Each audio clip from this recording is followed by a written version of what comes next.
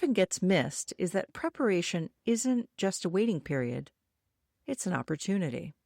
An opportunity to build strength, to set realistic expectations, to understand what recovery actually looks like, and to walk into surgery feeling steadier instead of uncertain. Are you ready to get back to what you love after knee replacement? The Total Knee Success Podcast is your trusted guide with practical tips, evidence-based strategies, and no fluff. It's not personal medical advice, just solid education to help you manage pain, regain mobility, and get back to living the life you love. Let's dive in. Hi, everyone. I'm Michelle, and welcome back to the Total Knee Success Podcast. Knee replacement is often described as a single event, the surgery itself. But for the people going through it, that's rarely how it feels. It feels like a long lead-up filled with questions, mixed advice, and a quiet hope that everything will work out once the knee is replaced. At least that's what they tell me. What often gets missed is that preparation isn't just a waiting period, it's an opportunity. An opportunity to build strength, to set realistic expectations, to understand what recovery actually looks like, and to walk into surgery feeling steadier instead of uncertain. And when that opportunity is missed, people don't usually realize it until after surgery, when they find themselves thinking, I wish someone had told me this sooner. This episode is about closing that gap. Not to overwhelm you, not to criticize how you've prepared so far, but to walk through the most common mistakes people tend to make before knee replacement surgery, and just as importantly, how to avoid them in practical, realistic ways that fit your life and your body. If you're preparing for surgery or supporting someone who is, my hope is that this conversation gives you some clarity, some direction, and some confidence as you move forward. One of the most common mistakes people make before surgery is believing that rest is the safest way to prepare. Many people are told to take it easy, to stop walking for exercise, to avoid strengthening because they don't want to make things worse. And when you're in pain, that advice can feel kind of reassuring. But here's the important reframe. Rest alone does not prepare your body for surgery. Research consistently shows that people who engage in structured, manageable strengthening and movement before surgery function better going into surgery and recover more smoothly in the early months afterward. A large systematic review, led by Granicher and colleagues, found that prehabilitation improved knee function before surgery and during recovery. This doesn't mean pushing through sharp pain or forcing workouts that leave you wiped out. It means working within your limits. It means strengthening what you can, moving as you're able, and keeping your body engaged instead of shutting down. If all you can do right now is short bouts of movement or seated exercise, that still counts. Preparation is not all or nothing. Another mistake is waiting for pain to improve before starting to prepare. Pain becomes the deciding factor. If it hurts, people stop. If it flares, they assume they're doing harm. But pain before surgery is not a reliable indicator of damage.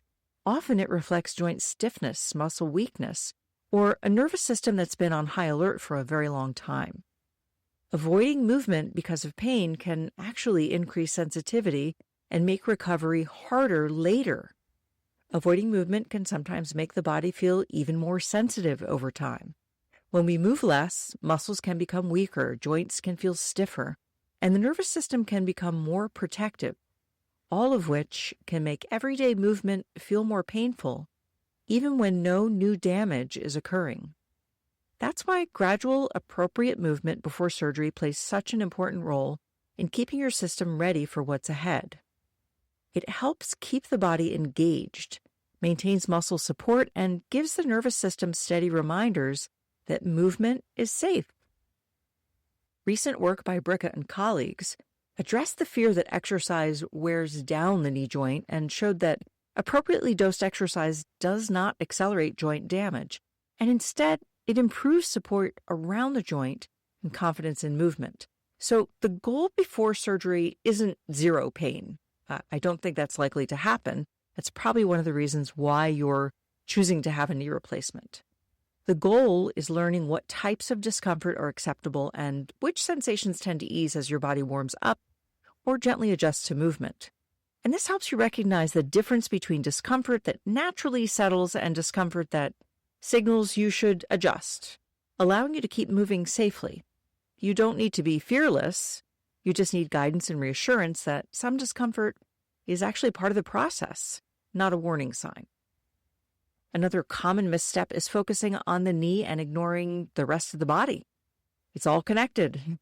Surgery replaces a joint, not your movement system. After surgery, your hips, ankles, your balance, your arms, and your overall endurance, they all play meaningful roles in how smoothly and confidently you're able to move. And here's the encouraging part. You can prepare all of that ahead of time. Strengthening your hips can reduce stress on the knee. Improving ankle mobility can make walking feel smoother. Strengthening your arms makes getting up out of chairs and using an assistive device even easier. Even light aerobic activity helps your body tolerate the stress of surgery better. People are often surprised by how tired they feel after surgery, and that fatigue isn't a sign of weakness, it's a normal physiological response. Even a small amount of endurance built beforehand, it can make that fatigue feel a little less overwhelming. Another mistake that creates a lot of emotional distress is unrealistic expectations. Many people go into surgery expecting pain to decrease right away or steadily decrease day by day, swelling to resolve quickly and sleep to normalize early on. And when this doesn't happen, some people worry something's wrong. Research by Orange and colleagues shows that while pain often improves earlier on, functional recovery continues to unfold over many months. Swelling fluctuates. Energy comes and goes. Sleep disruption is common early on. None of this means that your surgery failed. The solution here is reframing. Early recovery is not about steady improvement exactly in increments every day. It's about gradual progress over time. Knowing that ahead of time protects your confidence when recovery feels, kind of uneven. And it's important to remember that you're human. People are complex, and so is healing. Many factors shape how recovery unfolds, and that variability is normal, expected, and completely okay. Another frequent mistake is assuming physical therapy is something that happens to you instead of something that you actively participate in. Therapy is not a passive service. It's a learning process. Studies led by Minnick and Kaplan showed better outcomes when rehabilitation emphasized education, progressive movement, and self-management rather than relying on passive treatments alone. You don't need to be athletic or highly motivated in a traditional sense. What matters is recognizing that you have a leadership role in your own recovery. In fact, you have the leadership role in your own recovery. Your therapist guides you, but you are the one who puts these lessons into practice, asking questions, trying movements, noticing how your body responds, and carrying what you learn into your daily routines. That's where progress really takes shape. It's about understanding that you have agency in this process. Your choices, your questions, and your daily practice all shape your recovery in meaningful ways. Clarity and consistency, not intensity, are what support lasting progress. And knowing that your active involvement matters gives you a clearer sense of what to focus on and helps each step of the process feel a little more purposeful. Quadriceps weakness is another issue that often goes unaddressed before surgery. The quadriceps are the large muscles on the front of your thigh, the ones that help you straighten your knee, support your leg when you walk, and control your steps when you go up and down the stairs. So before surgery, these muscles are often inhibited, meaning they don't activate as strongly or as reliably as they should. This can happen because of long-standing pain, swelling, or the body's natural tendency to protect a joint that hasn't felt trustworthy for a while. Now, surgery temporarily increases that inhibition, which is why it can feel surprisingly hard to find your quadriceps after surgery. Research by Arjos and colleagues highlights how challenging it can be to restore quadriceps activation if it's not addressed intentionally. And this isn't really about trying really hard. It's about understanding that rebuilding strength takes time and consistency. Of course, you do have to try when you're strengthening. And preparing that muscle ahead of time gives you a better starting point. And maybe a little more patience with yourself afterward when things get a little hard. Another common oversight is ignoring other health conditions. So one that I'll highlight here is diabetes. In particular, that has a meaningful impact on recovery. A systematic review by non-colleagues showed that people with diabetes tend to experience worse pain and lower functional outcomes before and after knee replacement. And hearing that can feel heavy if you have diabetes, but it isn't a prediction about your recovery. It's information. This is information that can help you understand what your body needs. And there's a meaningful opportunity here to support yourself in ways that can really make a difference. Talking with your doctor, getting support to manage your blood sugar, and using this time as an opportunity to strengthen your overall health can create a meaningful difference in how prepared you feel heading into this surgery. Your body is still fully capable of healing. For most people, I don't know you personally, but yes, your body is capable of healing. It simply means that giving a little extra attention to your blood sugar, your strength, and your overall preparation can really create a stronger starting point. And every bit of preparation you invest now, that's going to support you later on. And that leads to one final, often overlooked area, and that's planning for life after surgery. Finally, many people underestimate the importance of planning for life after surgery, not arranging help, not preparing your home, not thinking about sleep setup or transportation. Recovery happens in real life, not in a vacuum. You need to plan ahead. Especially accepting help, setting up your space, and reducing unnecessary stress.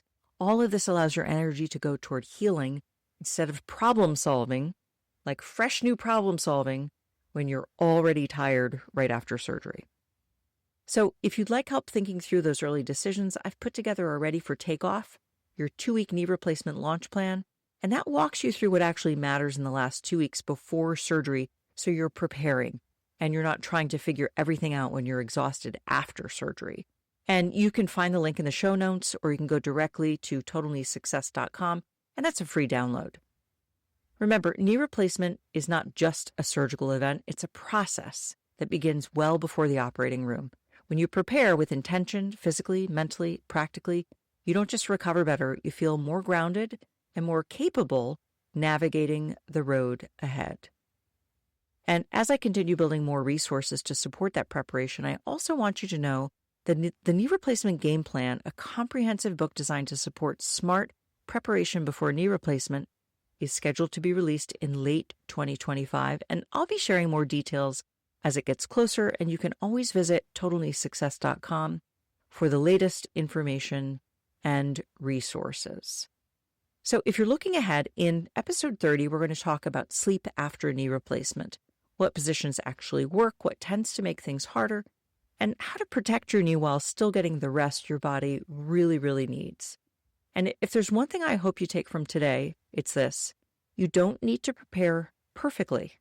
You just need to prepare intentionally, with information, support, and permission to take this one step at a time. I'm Michelle. Thanks for listening to the Total Knee Success Podcast. This podcast is for educational purposes only. Discover more at totalkneesuccess.com, and be sure to subscribe and share, because every step forward takes you closer to living the life you love.